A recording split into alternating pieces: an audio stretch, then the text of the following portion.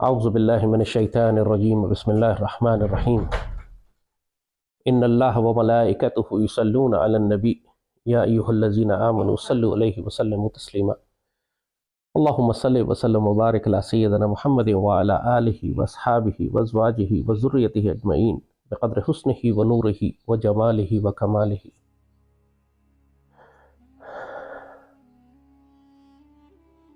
قرآن پاک میں اللہ تعالیٰ ایک بہت ہی خوبصورت اور مستحکم حکم فرماتا ہے، لا تقنطوا من رحمت اللہ، اللہ کی رحمت سے کبھی مایوس مت ہونا۔ پوری دنیا میں شیطان اور دجال کا سب سے بڑا حملہ ہی انسان کے یقین پر ہوتا ہے، انسان کا یقین ہلا دیتے ہیں۔ یہ سب سے بڑا وسوسہ جو کسی قوم کو یا کسی فرد کو شکست دینے کے لیے شیطان استعمال کرتا ہے، وہ اس کا اللہ پر توکل اور بھروسہ ہلا دیتا ہے۔ ہم تو مارے گئے، ہم تو ہلاک ہو گئے، اب تو کچھ ہو ہی نہیں سکتا، اب تو پاکستان نہیں بچے گا، اب کوئی ہمیں بچانے والا نہیں ہے، اب تو کوئی امید باقی نہیں رہی۔ یہ سارے جملے کفر کے ہیں، اور سب سے بڑا حملہ جو آج امت کے اوپر اور پاکستان کے مسلمانوں پر کیا جا رہا ہے وہ یہی ہے کہ ان کے دلوں میں شک ڈال دیا جائے۔ یوسوس فی صدور الناس من الجنۃ والناس، وسوسہ ڈالتے ہیں لوگوں کے دلوں میں، یہ جنوں میں سے بھی ہیں اور انسانوں میں سے بھی، اور ان کا کام یہ ہے کہ آپ کو مایوس کر دیں اللہ کی رحمت سے۔ اردو میں محاورہ آپ نے سنا ہے کہ مایوسی کفر ہے، وہ اس وجہ سے کہ یہ مایوسی انسان کی اس توکل اور بھروسے کو تباہ کر دیتی ہے جو ایک مرد مومن کا جو تعلق اس کا اپنا رب اور اللہ اس کے رسول کے ساتھ ہوتا ہے۔ اسی لیے مایوسی کو کفر کہا گیا ہے، یہ ایمان سے نکال دیتا ہے انسان کو۔ جو قرآن کہتا ہے ظنون باللہ ظنونا، یعنی آپ گمان کرنے لگتے ہیں اللہ کے بارے میں عجیب و غریب کہ اللہ ہے بھی کہ نہیں ہے، مدد کرے گا بھی کہ نہیں کرے گا، یہ سارے کفر کے خیالات آپ کے وجود میں آنے لگتے ہیں صرف اس لیے کہ آپ اللہ کی رحمت سے مایوس ہو جاتے ہیں۔ اور اس کے مقابلے پہ جو بابا اقبال کہتے ہیں یقین پیدا کر غافل کے مغلوب گما تو ہے، اے غافل یقین پیدا کرو، کیونکہ تم وسوسوں میں مارے گئے ہو، تمہیں شک نے مار دیا ہے۔ آپ دیکھیں پورا قرآن جو ہے بالآخرۃ ہم یوقنون، یقین کے اوپر سارا قرآن یقین پہ چل رہا ہے، سارا قرآن اس بات کے اوپر ہے کہ تم یقین کے ساتھ ایمان لاؤ۔ حق الیقین اور عین الیقین اور علم الیقین کی بات قرآن کرتا ہے۔ یقین کا مطلب ہی یہی ہے کہ تمہیں اتنا ڈیسائسو فیتھ ہے، اتنا تمہیں ایمان ہے کہ کائنات کی کوئی چیز پھر تمہیں نہ ہلا سکے۔ پوری دنیا کہتی رہے پاکستان نہیں بچے گا، پوری دنیا کہتی رہے کہ اس پاکستان نے نہیں بچنا، لیکن تمہارا یقین قائد اعظم جیسا ہو جو یہ کہیں کہ یہ Pakistan is a fait accompli, there is no power on earth that can undo Pakistan. بابے نے کہا تھا نا یہ کہ دنیا کی کوئی طاقت اب پاکستان کو ختم نہیں کر سکتی۔ کس بھروسے پہ کہا تھا، کس یقین پر کہا تھا یہ؟ کیونکہ ان کو یہ یقین تھا کہ مجھے سیدی رسول اللہ نے حکم دیا ہے اس پاکستان کو بنانے کا، تب کوئی مائی کا لال اس کائنات میں اس پاکستان کو انڈو نہیں کر سکتا، یہ یقین تھا۔ یہ مرد مومن کا جو یقین ہوتا ہے نا، یہ کائناتیں بدلتا ہے، یہ تقدیریں بدلتا ہے، یہ تاریخیں لکھتا ہے۔ ایک شک میں مبتلا آدمی، کنفیوزڈ آدمی، گھبرایا ہوا آدمی، خوفزدہ آدمی، جنہیں قرآن کہتا ہے مذبذبین بین ذالک لا الہ الا ولا الہ الا، بیچ میں کنفیوز، نہ اس سائڈ پہ نہ اس سائڈ پہ، نہ اس جانب جاتے ہیں نہ اس جانب جاتے ہیں، بیچ میں کھڑے کنفیوز گھوم رہے ہیں، ان سے اللہ کوئی کام نہیں لیتا، یہ صرف دنیا میں ذلیل و رسوا ہونے کے لیے، غلام بننے کے لیے پیدا ہوتے ہیں۔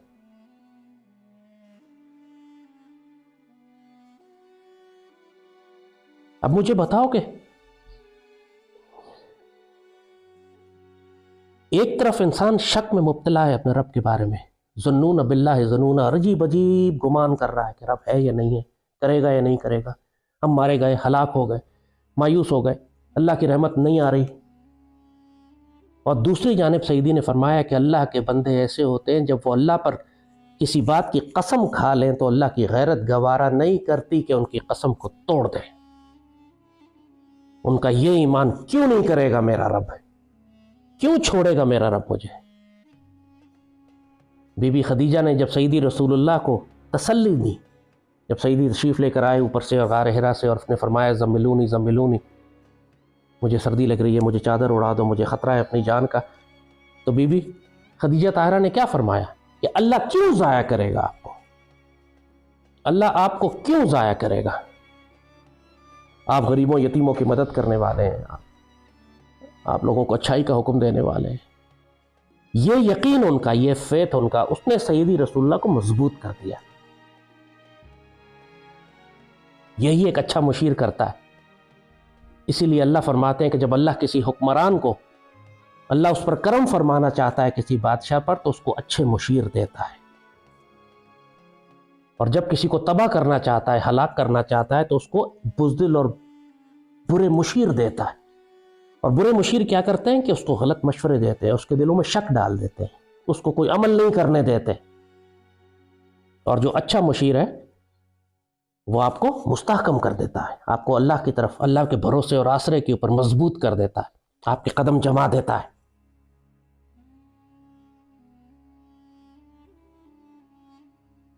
اب سیدنا یونس علیہ السلام سے زیادہ بری صورتحال کس کی ہوگی کائنات میں، مجھے بتاؤ۔ ویل مچھلی کے پیٹ میں چلے گئے آپ، ایک سمندر میں ویل مچھلی کے پیٹ میں آپ ہیں۔ اگر سوچیں اپنی کنڈیشن کہ آپ ایک سمندر میں ویل مچھلی کے پیٹ میں ہیں، اس سے زیادہ خوفناک صورتحال اور کیا ہو سکتی ہے کسی انسان کے لیے؟ اب کوئی امید ہے بچنے کی؟ اب کوئی امید ہے بچنے کی؟ ویل مچھلی ہڑپ کر کے سمندر کی گہرائی میں لے گئی آپ کو، اب کوئی امید ہے بچنے کی؟ اور وہاں پہ انہوں نے کس سے مدد مانگی؟ اب دنیا کے آسرے تو ختم ہو گئے نا، دنیا کا کوئی آسرا ہے جو بچا سکے انہیں؟ وہاں پہ آپ نے فرمایا اللہ کے مخاطب، لا الہ الا انت سبحانک انی کنت من الظالمین۔ اور پھر کیا اللہ نے ان کو وہاں سے بچایا یا نہیں بچایا؟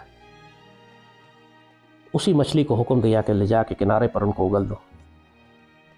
اس سے زیادہ بری صورتحال تو کائنات میں کسی کی نہیں ہو سکتی۔ پورا قرآن اٹھا کے دیکھو، تمام انبیاء کے جو حالات ہیں۔ سیدنا ایوب علیہ السلام کو ایسی بیماری لگی کہ لوگوں نے بالکل سوائے اپنی گھر والی کے جنگل میں چھوڑ دیا، کوئی قریب نہیں جاتا تھا۔ ایسی بیماری کو علاج کرنے کا دنیا میں کوئی طریقہ ہی نہیں ہے، علاج ہی ایجاد نہیں ہوا اس بیماری کا، جو بیماری آپ کو لگی۔ اس سے زیادہ مایوسی کوئی ہو سکتی ہے کوئی صورتحال کہ ساری اولاد، سارے بچے، خاندان، گاؤں، قبیلہ سب لے لیا گیا اور جنگل میں تنہا چھوڑ دیا بیوی کے ساتھ کہ یہیں مرنے کے لیے وقت گزار دیں؟ تمام انبیاء کے واقعات اٹھا کے دیکھیں۔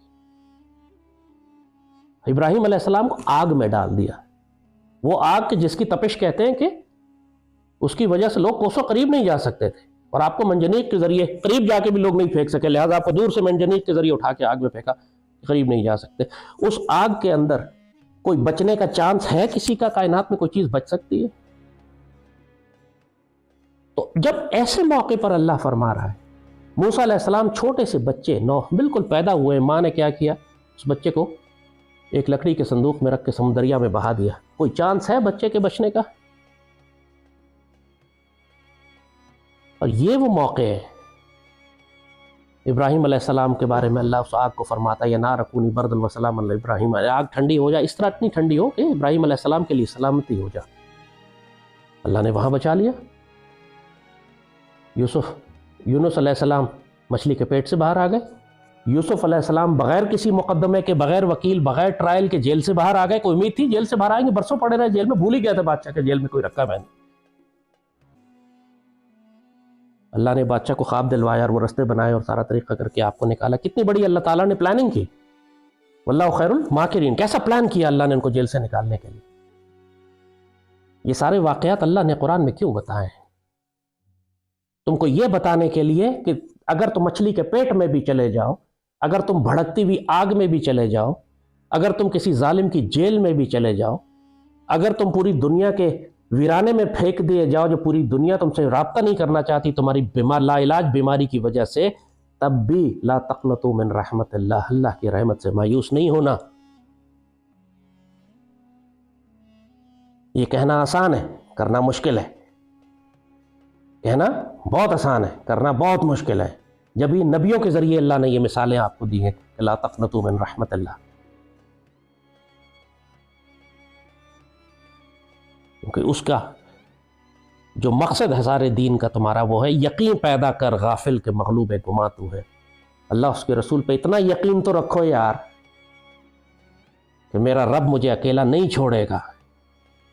لا تحزن ان اللہ معنا، سیدی رسول اللہ نے سیدنا ابوبکر کو فرمایا نا، یہ جب چاروں طرف سے گھیرے میں آ گئے تھے، اس حد تک کہ مکڑی نے جالا بن دیا اور آگے کبوتری نے انڈے دے دیے، اس سے زیادہ کوئی ڈیفنس نہیں تھا۔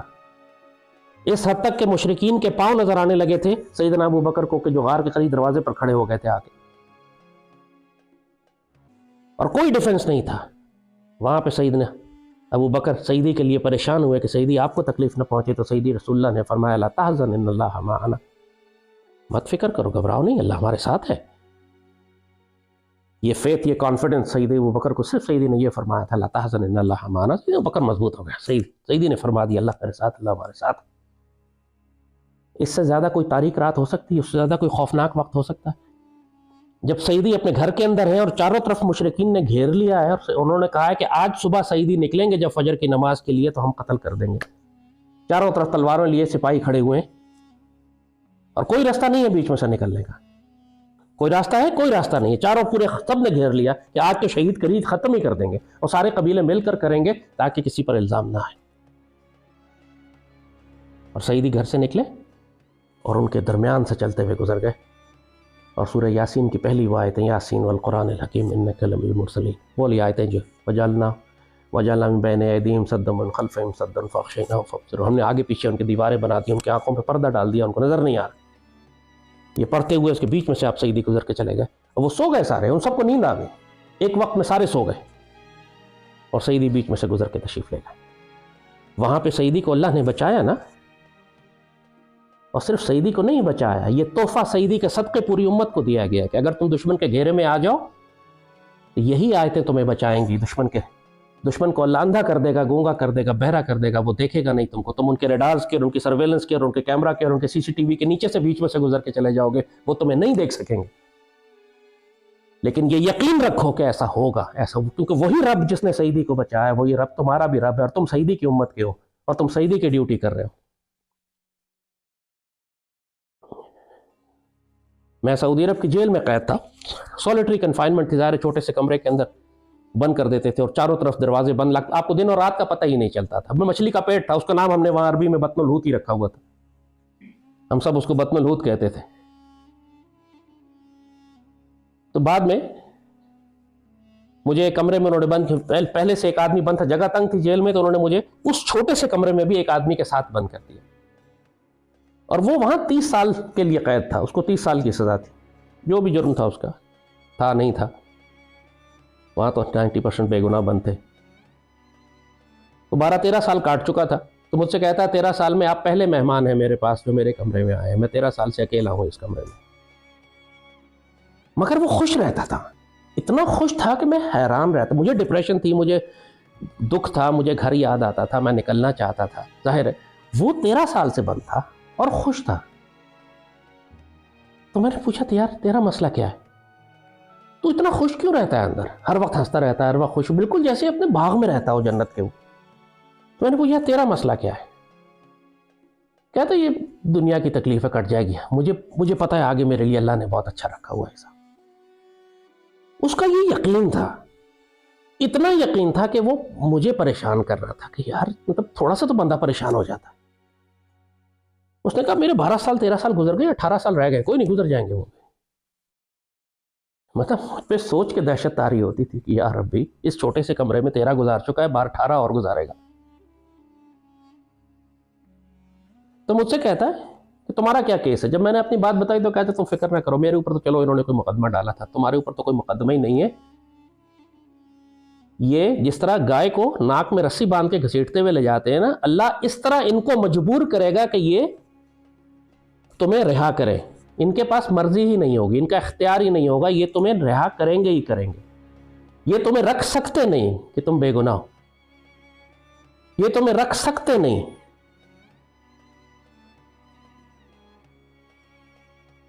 کہ تمہارے ساتھ یہ ظلم کر رہے ہیں۔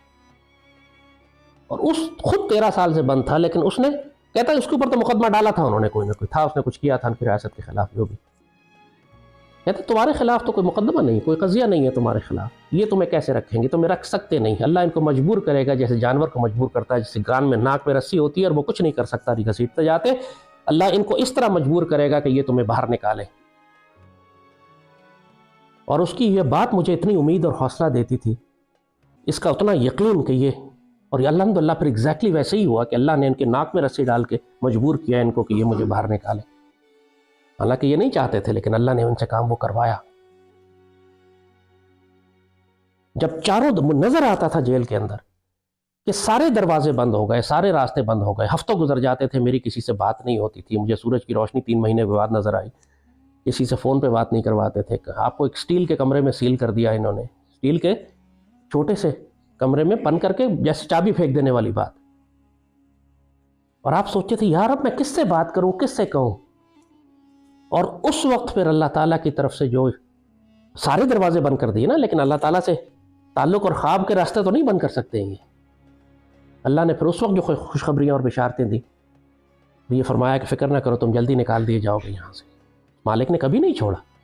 اور جب آپ سمجھتے تھے کہ سارے دروازے بند ہو گئے، اس وقت اللہ آپ کے لیے آسانی کر دیتا تھا، آپ سمجھتے تھے کہ اس سے زیادہ میں برداشت نہیں کر سکوں گا، اللہ وہاں سے آپ کے لیے آسانیاں کر دیتا تھا۔ پھر آپ کو اس آیت کا مطلب سمجھ میں آتا تھا، لا یکلف اللہ نفسا الا وسعها، اللہ کسی جان پر اس کی استطاعت سے زیادہ بوجھ نہیں ڈالتا۔ جب آپ سمجھتے ہیں کہ آپ کا بریکنگ پوائنٹ آ گیا، اللہ اس وقت آسانی کر دیتا تھا آپ کے لیے۔ آپ اپنے سپورٹس میں ایکسرسائز میں دیکھتے ہیں، جم کرتے ہوئے جب آپ وزن اٹھا رہے ہوتے ہیں تو ایک پوائنٹ کے آنے کے بعد آپ کہتے ہیں میں اس سے زیادہ وزن نہیں اٹھا سکتا، آپ کی بس ہو جاتی ہے، لیکن تھوڑی دیر کے بعد آپ پھر دوبارہ شروع کرتے ہیں اور آپ دوبارہ سے اس کو کر کے اور جو پہلے اٹھا رہے ہیں اس سے کہیں زیادہ اٹھا لیتے ہیں۔ اللہ آپ کی استطاعت بڑھا دیتا ہے، اللہ آپ کے لیے راستے نکال دیتا ہے۔ بڑی خوبصورت آیت ہے قرآن کی، اللہ نے فرمایا میں یتق اللہ یجعل لہ مخرجا ویرزقہ من حیث لا یحتسب، جس نے اللہ سے عشق اور محبت اور ادب اور تقوی کا راستہ اختیار کیا، اللہ اس کے لیے مخرج نکالے گا، ایگزٹ نکالے گا، راستے نکالے گا، اور اس کو ایسی جگہوں سے رزق دے گا جہاں سے وہ گمان بھی نہیں کرتا، اس کے خواب و خیال میں بھی نہیں ہے، ایسی جگہوں سے مدد آئے گی۔ اور یہ قاعدہ پوری امت کے لیے، صرف یہ قرآن میں لکھے ہوئے واقعات نہیں ہیں جو نبیوں کے لیے تھے اور آج امت کے لیے نہیں ہیں۔ آپ وہ یقین، وہ ایمان، وہ کانفیڈنس، وہ فیتھ، وہ اللہ تعالیٰ کے اوپر وہ بھروسہ، وہ سیدی رسول اللہ کے ساتھ وہ تعلق، وہ عزم، وہ توکل آج رکھو، فضائے بدر پیدا کرو، کہتے ہیں نا، فضائے بدر اگر آج پیدا کرتے ہو تو وہی ملائکہ آج بھی تمہاری مدد کرنے کے لیے آ سکتے ہیں جو اس وقت بدر میں آئے تھے۔ اللہ نے تمہیں چھوڑا تو نہیں ہے، لیکن یہ کانفیڈنس اور فیتھ رکھو کہ اللہ ہمیں ضائع نہیں کرے گا، جو بی بی خدیجہ نے سیدی سے فرمایا تھا کہ سیدی اللہ آپ کو کبھی ضائع نہیں کرے گا۔ یہ فیتھ اور کانفیڈنس کہ اللہ ہمیں، سیدنا بلال کی قبر مبارک کے اوپر سیدنا علی نے شعر لکھ کے بھیجے تھے، کہ جو شعر ان کی قبر کے اوپر لکھے گئے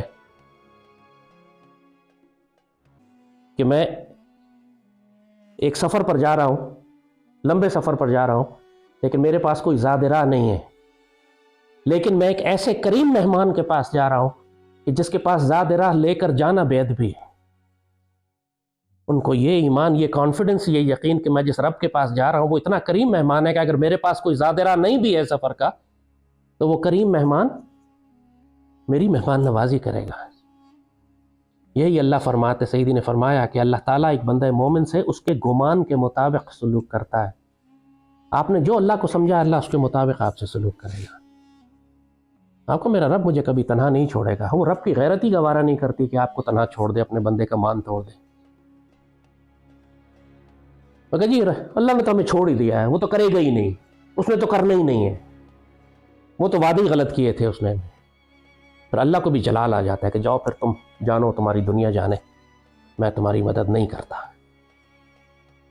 اللہ بڑا غیرت والا ہے، یاد رکھو، اس کو تانے دو گے وہ جلال میں آ جائے گا، اس پر مان رکھو گے، اس پہ بھروسہ کرو گے، بڑا غیرت والا ہے، وہ مان نہیں توڑتا، وہ مان توڑتا ہی نہیں ہے، اس پہ مان تو کرو نا، وہ تو یار دوست مان نہیں توڑتے ایک دوسرے کا، وہ تو رب ہے یار، وہ تو پیار کرنے والا ہے، لیکن لوگ اس پر مان کرتے نہیں ہیں، اس پر بھروسہ کرتے نہیں ہیں۔ کہا فَإِذَا عَزَمْتَ فَتَوَكَّلْ عَلَى اللَّهِ، ایک دفعہ عزم کر لو پھر توکل کرو نا اللہ پہ، ایک دفعہ فیصلہ کر لیا کہ ہم سٹینڈ لیں گے، پھر توکل کرو نا، ڈولتے کیوں رہتے ہو، لا الہ الا ولا الہ الا کیوں کرتے ہو، کبھی ادھر گئے کبھی ادھر گئے؟ جب سیدی رسول اللہ نے اور اللہ نے فرما دیا کہ ایسے کرنا ہے تو پھر 10 مشورے کیوں لیتے ہو کہ ایسے کریں کہ ویسے کریں کہ کس سے کریں؟ جب فیصلہ کر دیا اللہ رسول نے تو کر دیا، ختم ہو گئی بات، اس پر ہم قائم ہیں اور اس پہ جو مرضی دنیا ہمارے خلاف کھڑی ہو جائے ہم سٹینڈ لیں گے، چاہے دنیا کا واحد اکیلا آدمی ہوں میں تب بھی سٹینڈ لوں گا۔ سیدنا ابو بکر نے کیا فرمایا تھا؟ سارے صحابہ نے مشورہ دیا کہ اس وقت سیدی نے پردہ فرمایا ہے، اس وقت آپ منکرین زکوٰۃ کے خلاف جنگ نہ کریں، نئے بڑے بڑے فتنے کھڑے ہو گئے، نبوت کے دعوے دار آ گئے، زکوٰۃ دینے سے انکار کر دیا لوگوں نے۔ سیدنا ابو بکر نے کیا فرمایا تھا؟ اگر تم سارے ساتھ نہیں دو گے اور میں اکیلا رہ جاؤں گا تو میں اکیلا تلوار لے کر جاؤں گا اور میں لڑوں گا کہ ان فتنوں کو میں نے ابھی ختم کرنا ہے۔ یہ سیدنا عمر جیسے بزرگ نے بھی سیدنا ابو بکر سے فرمایا کہ سیدی تھوڑا سا رک جائے۔ سیدنا ابو بکر کا کانفیڈنس دیکھیں، ان کا اعتماد دیکھیں، فرماتے ہیں نہیں میں اکیلا جاؤں گا اگر آپ سارے ساتھ نہیں جائیں۔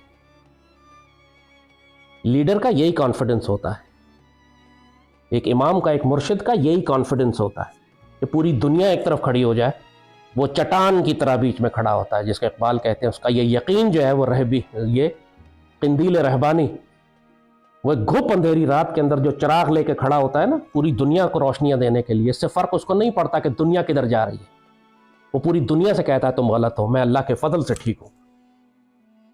اور یہ کانفیڈنس اس کا، یہ فیتھ اس کا، اس کو کبھی رسوا نہیں ہونے دیتا، کیونکہ اس کو پتا ہے رب میرے ساتھ، لا تحزن ان اللہ معنا، گھبراؤ نہیں، فکر نہیں کریں، اللہ ہمارے ساتھ ہے۔ اور یہ کانفیڈنس کہ آپ اللہ کبھی اس کو اکیلا نہیں چھوڑتا، یہ اعتماد اس کا کہ وہ میرا دوست میری شرک سے زیادہ نزدیک ہے، اس کا یہ اعتماد کہ میرا دوست مجھے کیوں تنہا چھوڑے گا، کیوں چھوڑے گا مجھے تنہا، وہ چاہے مجھے آگ میں پھینکا جائے، چاہے میں مچھلی کے پیٹ میں چلا جاؤں، چاہے میں یونس علیہ السلام کی یوسف علیہ السلام کی طرح زندان میں جیل میں پھینکا جاؤں، میرا رب مجھے نکالے گا وہاں سے۔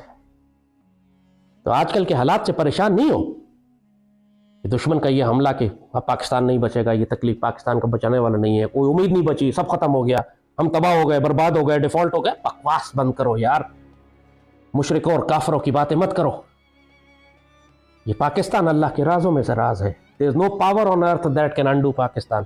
پاکستانیوں کو لگے گی سزا، گستاخ بے ادب ہے، مار کھائیں گے، یہ اس پاک سرزمین کو کچھ نہیں ہونے والا، تو اللہ کام اسی سے لے گا کہ جس کے پاس پھر یہی یقین، وہی ایمان ہوگا مرد مومن کا،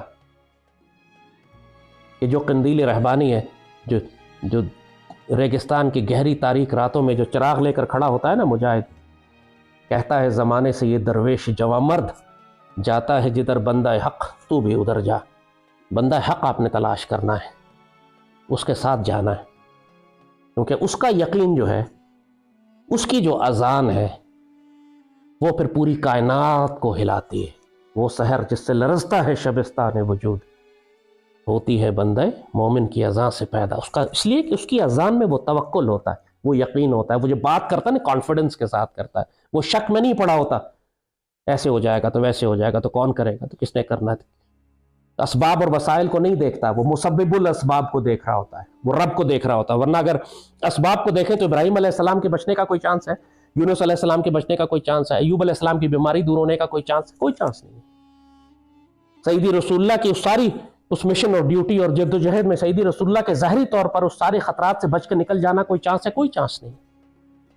اتنی شدید مخالفت، دشمنی، کون ہے جو حفاظت کرنے والا ہے؟ کون ہے جو مشن کی تکمیل کرانے والا ہے؟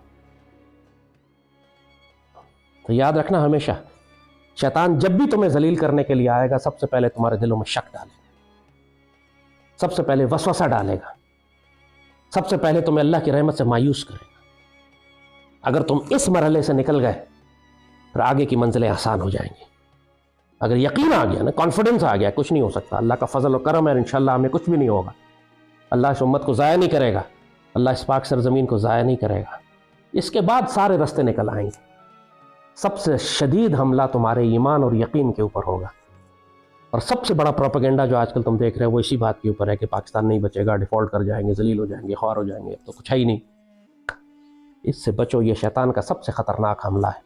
اللہ نے جس سے ڈیوٹی لینی ہے، اللہ نے جس سے کام لینا ہے، اس کو سب سے بڑا انعام جو اللہ عطا کرتا ہے وہ مرد مومن کا یقین ہے.